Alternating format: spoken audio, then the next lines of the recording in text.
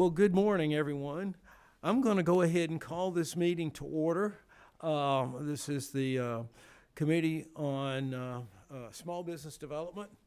And Steve, I'm going to ask you to open us up with a prayer and a blessing for our food, because what we're going to do is open the meeting, have our prayer, and then take a quick break so the biscuits don't get cold. Well, that sounds wonderful. All right, it's yours. And welcome, everyone. Our Heavenly Father, we ask for your guidance in all that we do as we come together to do the state's business, and may we always be cognizant of the fact of we're always looking out for what's best for the state of Georgia and its citizens. Lord, just lead, guide, and direct in all that we do, and as I ask your blessing upon this food, the food to nourish our bodies, and our bodies to your service, which in Christ's name we pray. All right, thank you. All right, well, we're going to recess for about 10 minutes and enjoy some of the food that Casey Carpenter brought. So we're going to be in recess. Everybody get a biscuit. Cool.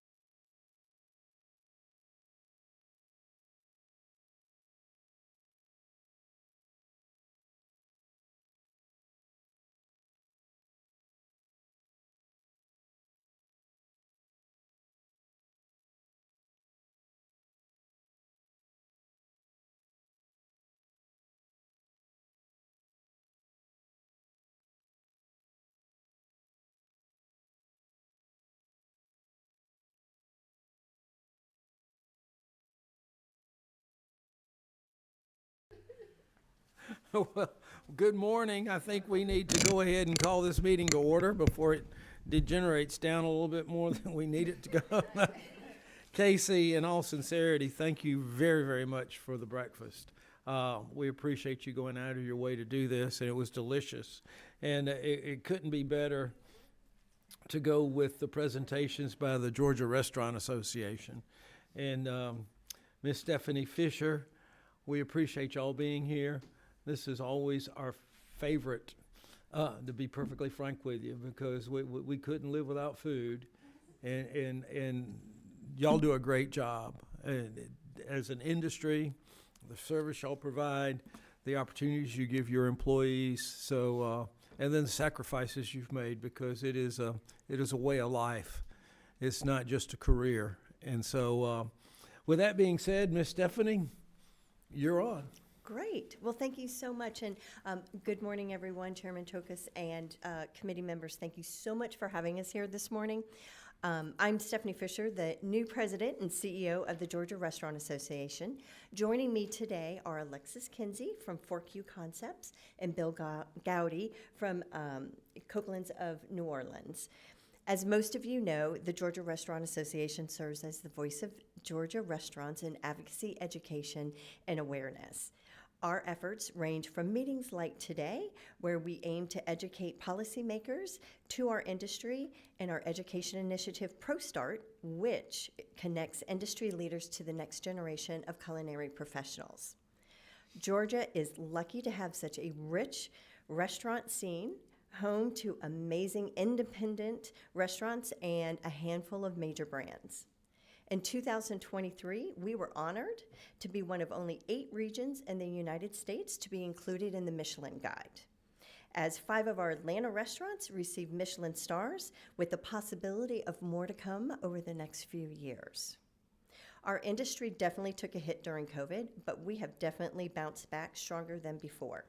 We now have approximately 23,000 restaurants in the state and employing roughly 500,000 people, making restaurants the second largest employer right behind agriculture. And Atlanta is the #1 private employer, restaurants in Atlanta. While COVID is mostly in our rearview mirror, we still know there are challenges impacting our restaurants.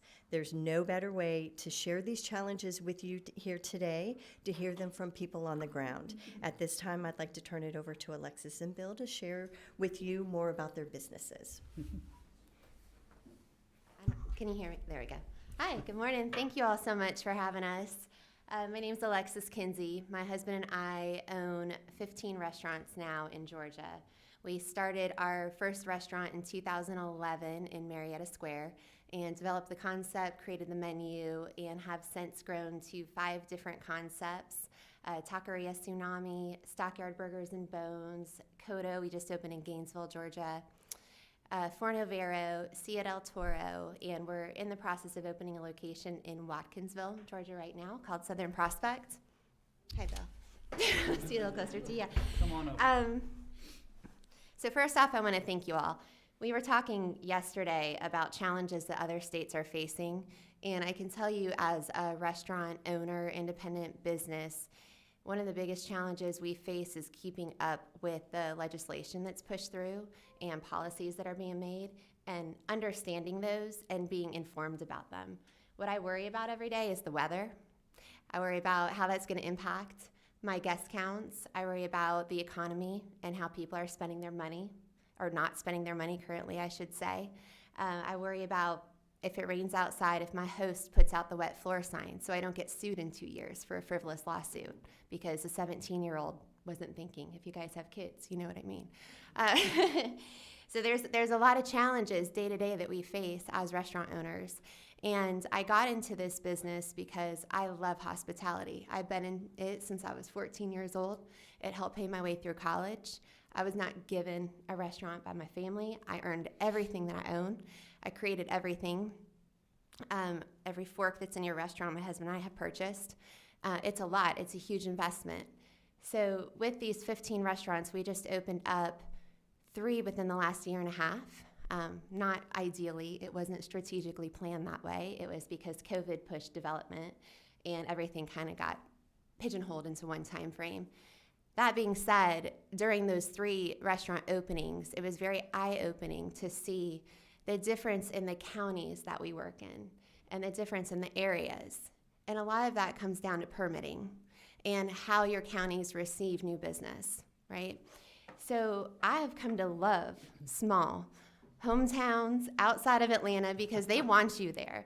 They want restaurants, they want to support you, they want to help drive the permitting process to get you past where you need to be and get open, employ people, start paying taxes, right? What I haven't come to love are some of the hurdles I have faced inside of the cities. Right now we're opening, I don't know if I should call this out, but we're opening in DeKalb, and I submitted the permit in DeKalb before I submitted the permit in Gwinnett.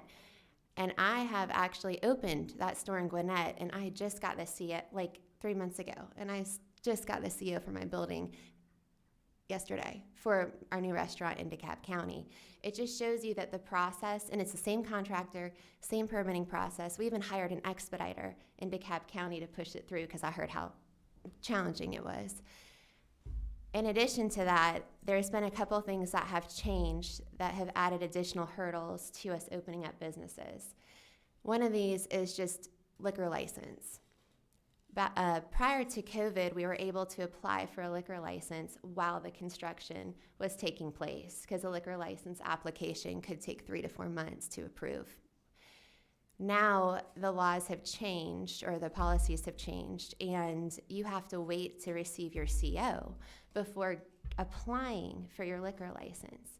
The landlords don't care, right? They want their money. They want us to pay as soon as we get that CO or whatever's negotiated in the lease. And that's been one of the biggest challenges to me. Now, when we opened in Gwinnett, I found somebody in the office that would help me and kind of help push it along behind the scenes. But there are things and decisions that are made on many levels, and I don't think independent businesses are really taken into consideration. I think a lot of times that policies are made and you don't have communication with the people that it's going to impact the most, right? It sounds logical. Wait till they get the CO, then they're ready to open, and then you apply for your liquor license. But the reality is I'm spending tens of thousands of dollars in rent that I can't really pay for because I have no income. Mine is like trying to figure out training and opening. I mean, there's so many things that impact the opening of a business. So that's just partially some of the things that we deal with. I'll talk a little bit about financially with the restaurants too. Stephanie mentioned COVID. Obviously, COVID was awful. Like for us, I probably lost a few years off my life. I think everybody here has been to the grocery store, and you know how terrible that is. I grocery shop every single day. Our restaurants buy food every single day. I feel the impact of inflation, of cost. And it's not just with groceries, it's with liquor, it's with fees, it's with every service that feeds into our business. Brinks, that's delivered the money, has basically doubled. You know, so I'm getting hit every single facet of my industry. And the margins in restaurants, I don't know if y'all know this, are very small. And a lot of people come to us and they're like, oh, I'd love to open a restaurant. And I'm like, well, have you worked in one before? Let's start there. Because you have to know what you're walking into. We work 7 days a week. I wake up at 6 in the morning and my phone doesn't stop ringing sometimes till 9 o'clock at night. I have no idea what I can anticipate for the day.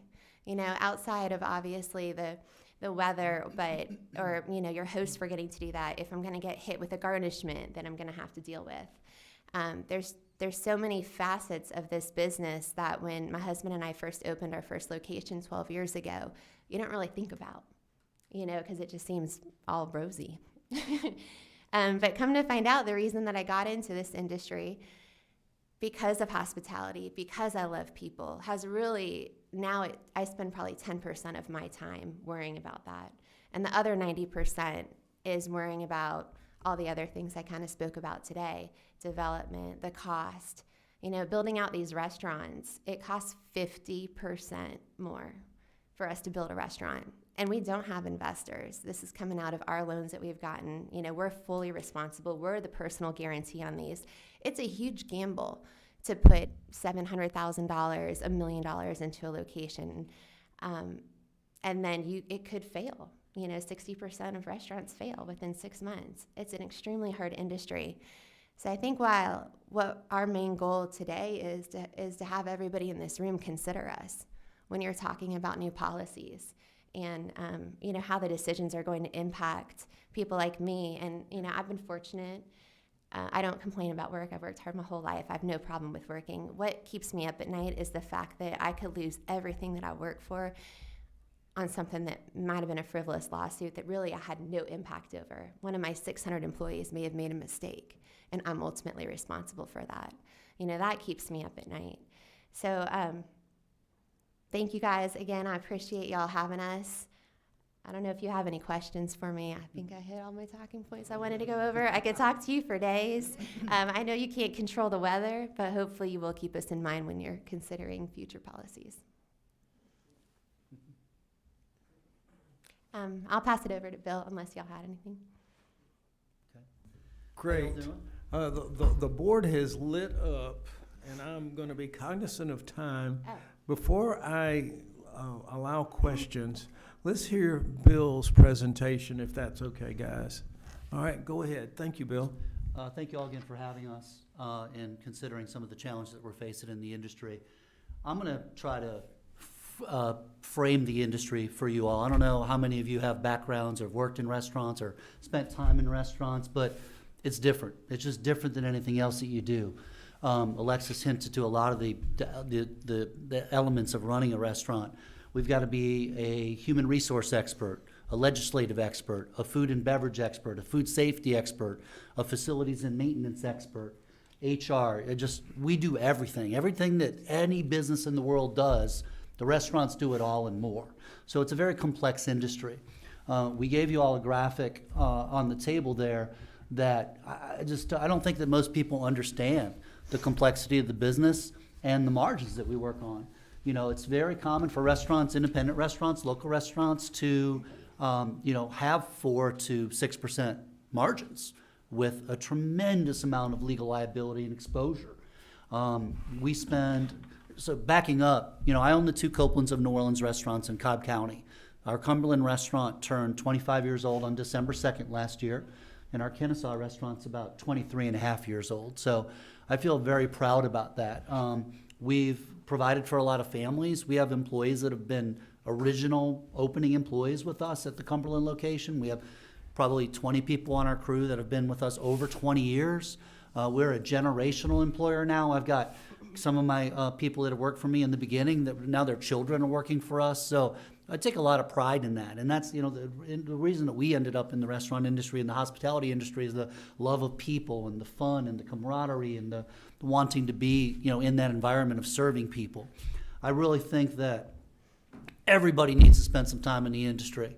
We know as restaurateurs, when we're sitting, our staff is at a table and you're dealing with someone at a table who's never worked in hospitality, generally speaking, because they're a jackass and they just don't understand, what it takes to be on that side of the table. So I think everybody should spend some time in hospitality and understand, both sides of it. But, I'm rambling now.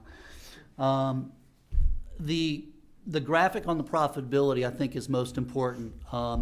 This is why when we have economic downturns, you see so many restaurants that are independent, small restaurant groups fail, okay? And if you talk about the 500,000 people that we employ in the state, generally speaking, we're working with people who a lot of times don't have college degrees or haven't pursued a path of higher education. They end up landing in our industry and sometimes creating paths forward and become managers and grow in the industry. So I think it's an important part of our employment base is that we, to some degree, we pick up a lot of the misfits that might ended up, in other places. So it's a great home for people to find their footing and grow and learn and develop. Regulatory challenges. Are y'all familiar with the 80-20 rule that was passed last year? Do y'all know much about the federal Department of Labor legislation? They passed a rule that says that our front of house crew needs to spend 80% of their time in front of the guest, no more than 20%, And if they're not, they need to punch in on a separate job code for minimum wage. So we're talking about different legislation and regulations that make it very challenging to run the business. So the 80-20 rule effectively forces us to manage in real time time clock cards for employees. If they come in at noon and they don't get their first table till 12:35, we may have to go back and edit their time clock and punch them in for that time for minimum wage because they're not guest facing for that time. So every day now we spend hours in each restaurant with managers just going through and auditing these time clock records to make sure that we're compliant with this legislative measure that the Department of Labor came up with. And that's just one small example. It's just every day something else happens, right? There's another piece of legislation at the federal level or sometimes at the state, but mainly at the federal level that creates challenges and opportunities and hurdles. I have 3 attorneys and 2 accountants that I consult with on a regular basis to run 2 little restaurants in Cobb County because of the legal complexity. And I work closely with the Georgia Restaurant Association, so I have access to the information that the GRA provides, which is invaluable for small businesses who don't have resources to get to know all these nuanced items that legally you're responsible for. And it's still an incredibly difficult and challenging process. The Department of Labor in the state of Georgia, especially during COVID, we understand that there's challenges there. We get notices constantly that we have lost an unemployment claim, and then 2 or 3 weeks later, we receive the notice in the mail that the unemployment claim was filed. This is a constant problem with the Department of Labor and just kind of the communication with the restaurants and the businesses. And, now, because of the free money that we gave out during COVID, much of which was necessary to keep the economy going, businesses statewide and nationally are seeing our unemployment rates, creeping up so that we're having to pay back a lot of this money that was given out. And again, we know that a lot of that was necessary to keep the economy going, but being efficient with it and being smart with it. And, a lot of people just made decisions to give all that money away. And now they're coming back to the businesses and saying, hey, we need you to pay for all that. Those are some of the challenges. So inflation, commodities, beef, dairy, you all see it at the grocery store. Unemployment, we talked about, credit card fees, bank fees, multi-billion, trillion-dollar, entities that continually raise their credit card fees because they can, right? We're in a 4 to 6% margin window. Maybe restaurants that are national brands and bigger companies develop economies of scale that allow them to get to 8 or 10 or 12% profitability. We've got these multinational trillion-dollar entities that, we pay 2-3% of our total operating income to these credit card companies for the privilege of taking these credit cards, and it is a monopoly. It just is. So that's another challenge for us. Credit card fraud. I'm not sure how familiar you all are with the credit card fraud that happens. Most of it's shifted to online with the chip cards nowadays, but we had $10,000 in credit card fraud in our online order system last year because you can't validate a chip on an online order. So in the merchant agreements, the banks and the processors and the issuing banks and the cardholders, they don't cover the fraud for online transactions. Those get pushed back to the small business. Another source of challenge. My big one is the legal environment that we operate in. The frivolous lawsuits. I'm going to give you all just a couple quick examples of some frivolous lawsuits that I've dealt with in the last 5 years. We had an elderly woman at the Cumberland restaurant, 78 years old, in with her family for brunch. She generally is taken care of by a family member. She went to the restroom. Something happened in the restroom where she fell in the restroom, ended up hurting herself, being taken out in an ambulance. They got her to the hospital. They realized that she was an untreated diabetic. She was about to basically go into a diabetic coma because she was untreated. She wasn't taking medicine, and they had to treat her at the hospital, and she got put in the hospital. We go through the process. They file a frivolous lawsuit. She was injured in our property. The process goes on for 6 or 9 months. The insurance company paid that lady $45,000. When they ask for it. What's that? What'd she ask for? Oh, they initially? went out, they came off for $250,000 right Yeah, out of the that's gate, what everybody right? is With the reporting. frivolous lawsuits. Look, I get it. People get hurt. There are negligence issues on the part of businesses in the world. But we're under attack. You know, you all see it. Look at TV. Look at the bus stop benches. Look at the buses. There's attorney advertisements everywhere. The system is broken. It's completely broken. There's got to be a consequence for bringing a frivolous lawsuit that is proven to be frivolous, you know? Insurance companies have got to fight back. Our rates are just going exponentially higher year over year every time we renew.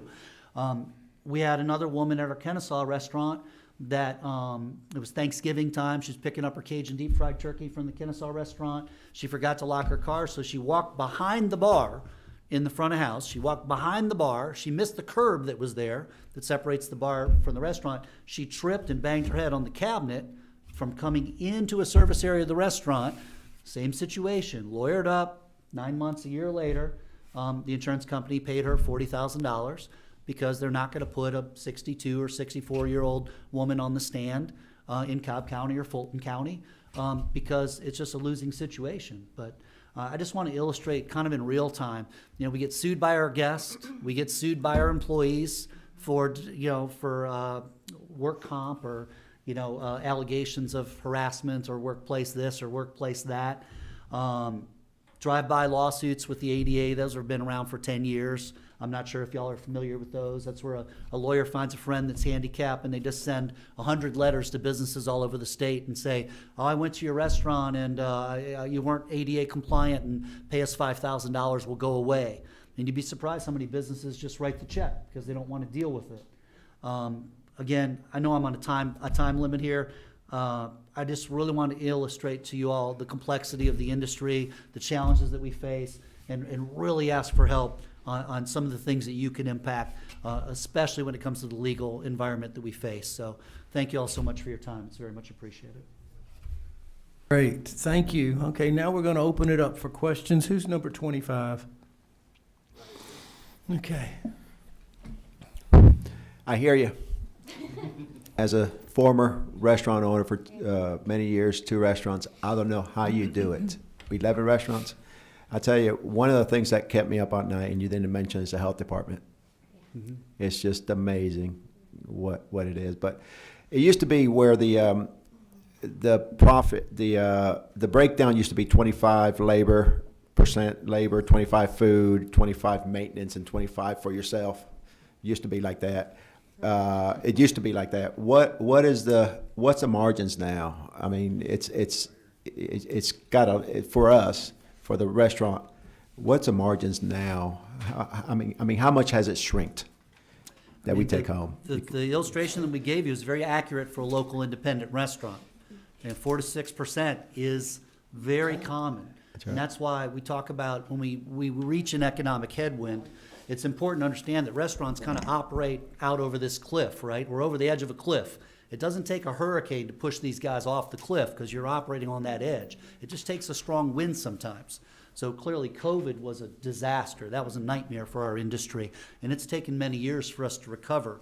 Some of us who were lucky enough to make it through, we were able to thrive a little bit for a few years after COVID because competition was lessened. When people finally started to go back out, there was some pent-up demand and there was money, and we benefited from that slightly. Smaller restaurant groups, 4 to 6%. Larger groups with some economies of scale and some purchasing power and buying power. Big national groups, they can be 8 to 12%. But there's no 20s and 25s anymore. I can tell you that. No, congratulations on 20%. Casey, you're our host and our resident expert. No. Thanks, guys. I know you're busy. Getting down here is a lot when we do what we do. So I understand the what you gave up to be here this morning. So I appreciate that. My question to you guys is, as the world is changing, how are you guys balancing the wait staff making tips and so much more money than the people in the kitchen, and nobody wants to work in the kitchen, nobody wants to be a food runner because they are You know, everybody wants to be a waiter or waitress because they can make twice as much money and work half as hard. How are you guys balancing that in the industry? You know, it's been a real challenge since COVID. You know, there's no question that there was a labor shortage for a long time. You stepped into a restaurant, there were empty tables and a wait. You're like, what is going on here? That has alleviated some over probably the last 6 to 8 months. It's gotten a little bit better. Labor is still a challenge. And to answer your question, I think this even started before COVID. I think that just the generation of, I say kids growing up, you know, that used to, when I was in the restaurant industry, when I was in high school, the guys would work in the back and the girls would work up front. That was just kind of how it worked out. What I've seen is that the kids, that everybody just wants to work front of the house. And I don't necessarily know if it's just because of income, right? Or if it's also just because they don't want to be in a kitchen, because it's hard. You know, it's a different dynamic back there. As far as wages, though, you know, it's not, our kitchen employees make pretty great money. And an experienced cook can make $18 to $20 an hour. They're not making $7.25 back there. Where a host, it could be making, you know, $10, $8.50. Sometimes they get tips, sometimes they don't, depending on your operation. The balance has always been challenging. And I think as we continue to lose that portion of our labor, it's going to continue to grow, especially in the kitchen. All right, thank you, Casey, appreciate that. All right, one thing I want to ask, and that we talk after the meeting, because I want my folks to be able to talk with y'all guys about having to wait for the CO. We can talk about that after and see if we can do something. Great. All right, great. Who's next? Carla, did you push your button? Okay. All right, well, great. Who's number 27? Good, go for it. Thank you, Mr. Chairman. Thank you guys for being here this morning. I'm from Blue Ridge, so we have a few restaurants up there. But I'm interested in the online transaction comment the gentleman made. What percentage of is that somebody calling for like a to-go order? I mean, we would call it to-go order in Blue Ridge, but is that, and what percentage of that is the online transactions make up your total?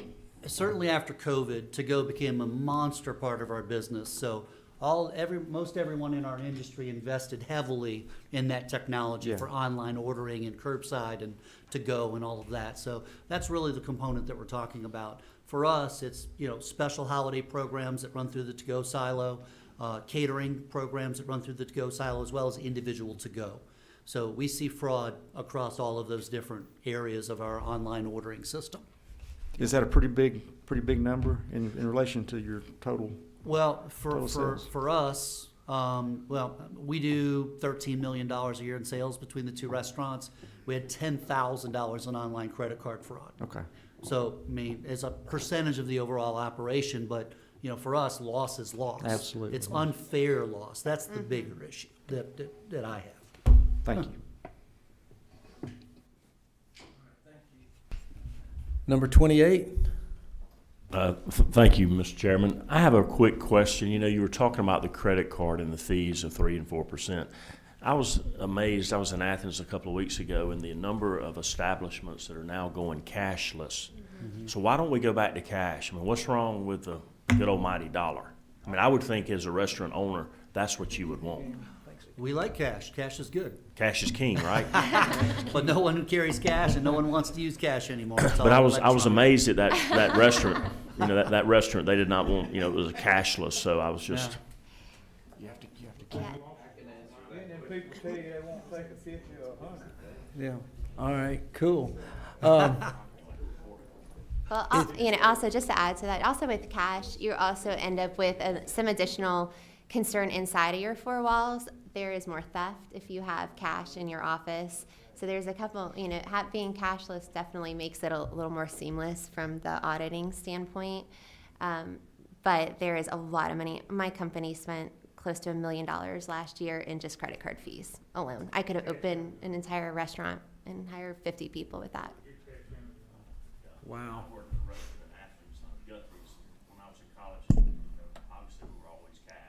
There's a lot of cash coming through the doors, and I'm sure it's all reported, but I figured y'all would. I don't know nothing. I figured a bunch of people in here would rather have cash than credit card. That was just my point. Yes. Well, I think we know the world's changing when Waffle House takes credit cards and debit cards now, right? Cool. Well, just a point of information, the Varsity restaurant is cashless now. So, anyway, with that, Casey, did you have another question? I didn't have a question. I was just going to talk about I've actually entertained the idea of going cashless, and here's the reason. 80% of what you're selling now is on credit cards. So the cash is 20% of your business. You got to pay somebody, a manager, to count it every night. You got to go to the bank. You got to make sure somebody's not stealing. Kids can't give change because they can't count.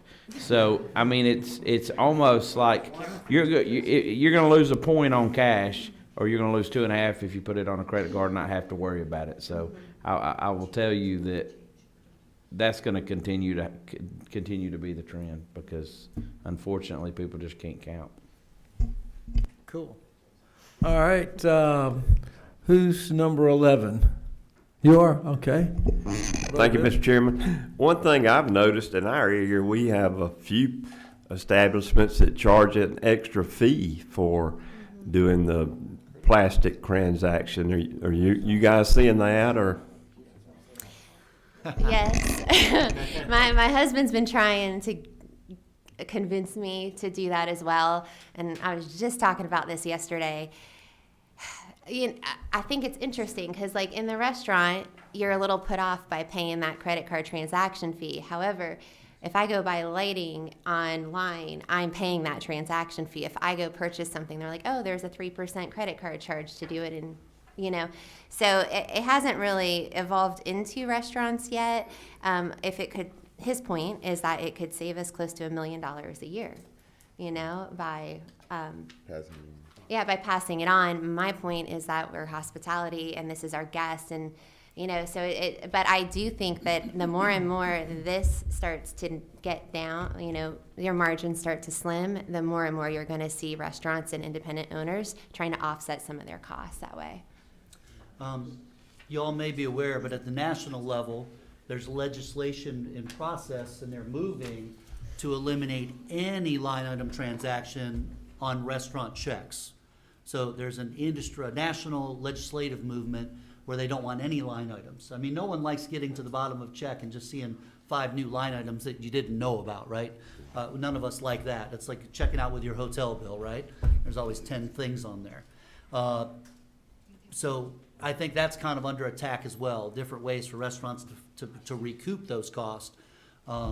We have not messed with that at all, just because our guests, I think, are very sensitive to those things on the back end, and clearly that's always the balance we're trying to achieve, is figuring out what we can get away with. And I'm certainly not going to be a trailblazer. I'm going to let a couple people plow the path. All right. Number 10. Thank you, Chairman. My question is about the liquor license fee. Was that a state change or a federal mandate? Or is that something that counties and cities are doing? Every county's different. Okay. They did I think they try to improve the system and streamline it from the state standpoint, and that there's an online portal now where you submit everything to. I think the state has improved overall. It's really just the county by county, and it's differences everywhere. Someone mentioned the health department, and we opened our restaurant the other day, or 3 months ago, and the health department, she interpreted the disclaimer at the bottom of the menu differently than the other 9 health departments that were in. So I had to have a special menu produced for that. That went a little off tangent, but so yes, it's more on a county level where things are a little different, and that challenges county.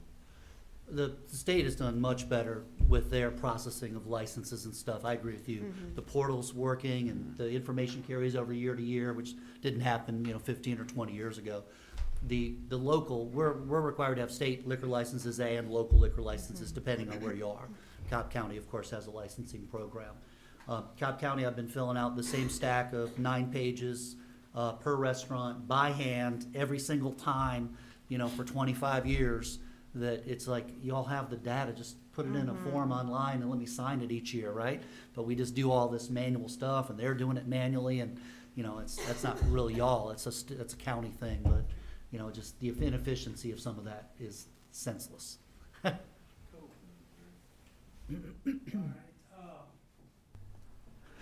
I'd like now, Casey, I'll get back to you.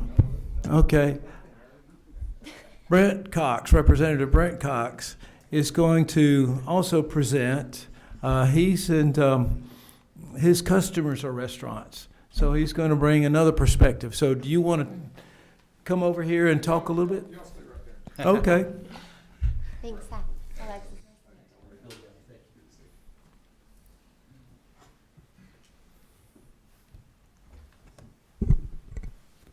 Thanks. So, Bill, I don't think we've met before, but we have a common acquaintance. I didn't know you were involved with Copeland's. So, Copeland's, I believe, celebrated about their 40th year anniversary, maybe last year.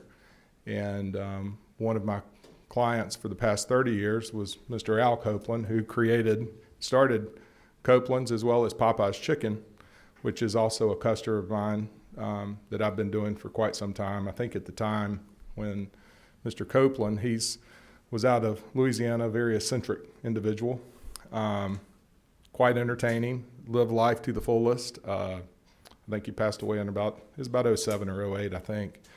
But there's currently about 3,000 Popeye's Chicken restaurants around the country, and at the time I think he started. So all that spicy chicken, and then some have done some Copeland's as well down in Louisiana. So small world. At the same time, I also have supplied product to Mr. Dave Thomas as well in the Wendy's. I've done that for 30 years. Did some work with Mr. Cathy and Chick-fil-A, and many other accounts. Close to 12,000 restaurants across the globe, and I have supplied product in somewhere between 40 and 50 countries. I design and sell hood systems, so the cooking equipment. If you walk into a restaurant and you walk out smelling like the food unintentionally, that would be my problem.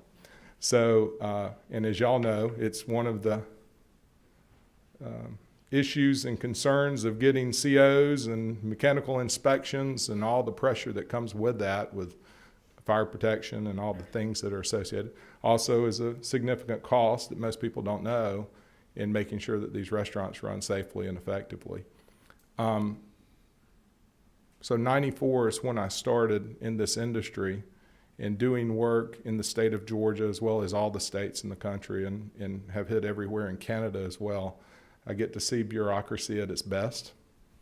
Ironically, Louisiana fire marshal is one of the most interesting places to actually have to work in the U.S., and then you have some more challenging states in California, and the city of Chicago is a little tough, and places in New York.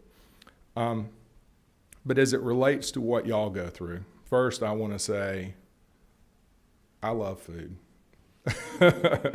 And I came here because I heard the chairman over there was providing food, so I'm not quite sure where the food is, but I apparently missed it. No. Oh, it's over there. It's over there. And if y'all have Copeland's, y'all do a great job. Food's great, and we appreciate what you do. And as a state and as just people, we need restaurants. It's pretty simple. My job is to know that no one knows that I exist, because our job's to get in, get out. Restaurant can train, they can open, and a lot of the battles are those COs. Some of the methods we've used is finding temporary COs. So there becomes a problem on job sites when you're supplying the hood, the exhaust fans, the makeup air fans. A lot of y'all may not understand some of this. Controls that control all that, and then you have fire suppression. If there's a fire, it puts the fire out. So there's all kinds of regulations we have to abide by with UL 710. We've got UL 762, UL 300. We got NFPA 96, IMC 507, 50. I mean, all this stuff. But at the end of the day, y'all need to cook food and sell product. So there's so many challenges for new restaurant owners I'm fortunate, I sell to mom and pops, I also sell to a lot of chains. When you have chains, you get some efficiencies in building and opening. The mom and pops, it's a tougher world. So you may or may not know some of the ins and outs, or you could have the wrong suppliers or some of the wrong contractors. In our industry today, the greatest challenge that I'm seeing, and this has probably happened in the past 5 years, from a manufacturing standpoint, and this can get into air conditioning as well, is labor shortage in the plants across the country. Materials that are being supplied. Some of the materials that we had coming in to some products were obviously coming from China, which I'm not okay with that. I have my own personal stance with that. And then also material costs have significantly gone up in new construction. Food costs clearly have gone up as well. But we're having a problem in the labor shortage with our contractors. So what I'm seeing in the mechanical contracting world, electricians, HVAC, plumbing, it's an older generation. The next ones in, I'm not seeing. And some of my friends that have owned their businesses, they're having a hard time keeping people in the industry to install said product. And a lot of those older gentlemen or women are literally starting to fade out, but they're the ones on site trying to do these installations a lot of times. Margins for those contractors actually are pretty darn good. So it's really a good industry to be in. The concern is that the cost, because there's shortage, therefore it's supply and demand, right? So we just don't have enough quality out there.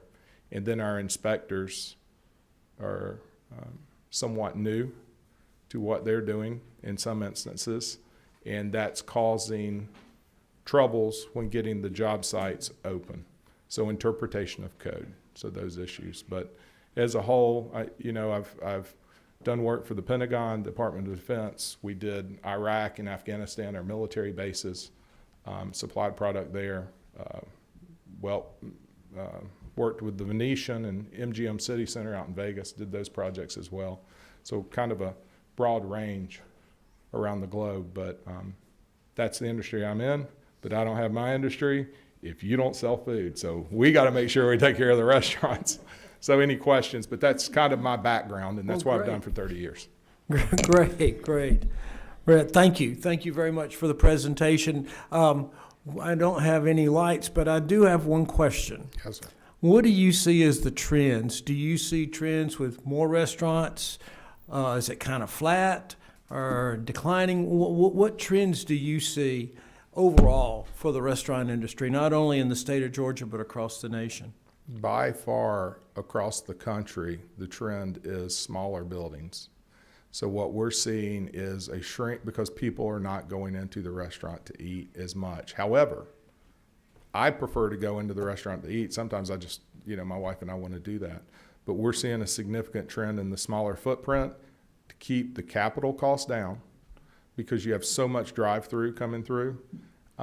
They can maintain their margins to where they need them to be. I haven't heard the numbers y'all gave. I've heard different numbers, but that's some tough margins. That's pretty tough to operate with all the liability that you're exposed to. So it's a much smaller footprint building. So, and inline stores. So if you've got some commercial locations, and like if I'm in New York, it's inline. It may be a convenience store, or it could be a strip center. So where they can find the best location. Gotcha. Well, we got a few more minutes. Are there any questions? Well, great. Go ahead. More than anything. So just real quick, just so you know what's going on, you were talking about the 3% credit card charge at the bottom of your receipt that's happening. It's trending across the industry. Unfortunately, what you're seeing is processing companies are buying up POS systems. All right, and so what you have now is, I will give you your POS system, but you have to process with me at this rate. And so you'll charge basically it'll be a net zero to me as a restaurant. The customer gets charged 3%, and they're making money hand over fist. But they're giving you the technology. The bad part is these people are not restaurant software technology people. And so you're going to see a problem. The big guys will have an in-house technology guy that will develop all their software. But you're going to see mom and pops have a difficult finding robust systems to handle high volume, and it's an issue. And I'm real concerned over the next decade what this looks like, because they're charging you. I have my current provider, Ambit Technology, I've been using since I got in the industry in 2004. And I've been with them the whole time. They were a great company, but they unfortunately are moving to this model because the Focus software that we use has been bought out by a processor. So whereas I negotiate my credit card rates based on volume, I can get it down to end up being 2.5, 2.6, something like that. The rest of everybody else is just charging a straight 3%. So the customer's actually in the long run going to pay more, and the technology is going to suck. So it's an issue. I'd love to see the feds get into it and separate that and say you can't provide software and mandate me to be your processor, et cetera, because it's ruining the industry already, the technology side, because that's where we have to compete as a mom and pop. I have to have a technology company that I can to compete with the Popeyes and the Chick-fil-A's of the world that have their in-house technology. So it's quite concerning. Great, thank you. I appreciate all our presenters. Thank you very much for coming here early this morning and telling us about your industry. I'm going to share one comment. This happened Cinco de Mayo in 22. And we had a water issue in the city of Americus. And there was something about a backflow or whatever, and so we had a boiled water restriction put in place. And the local health department official decided on his own to close all the restaurants. And my wife and I counted that night, there were over 50 restaurants in a small town of Americus. And I got a phone call from the mayor. The mayor asked me to see what I could do. I got in touch with several people, and finally I sent a text to Governor Kemp. And things were getting desperate because that was also Mother's Day weekend, and they weren't planning on taking the boil water restriction off till after. They were talking about Tuesday, so they would be closed Thursday, Friday, Saturday, Sunday, Monday, and then open up on Tuesday. After I contacted our governor, who is very business friendly, Dr. Kathleen Toomey called me up on my cell phone, and this was Friday morning around 11, and she had already talked with a local health department official and said, I'll have all those restaurants opened in an hour. So they were able to get their noonday business. So the reason I'm sharing this with you is sometimes we have overzealous regulators, but our governor and the Commissioner for Health, Dr. Kathleen Toomey, came to the rescue of small business and made me look good. I don't mind telling you. And I was very, very grateful.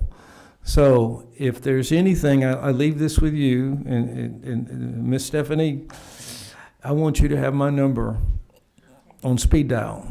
So if anything happens, let us know, because we didn't get to be the number one state in the nation to do business by accident. So with that, I appreciate y'all listening to my story. Thank you very much for your presentations. Casey, thank you for breakfast. I appreciate it, and I appreciate your insight and comments. And Brent, thank you for coming and sharing a good overview. Meeting adjourned. Thank you.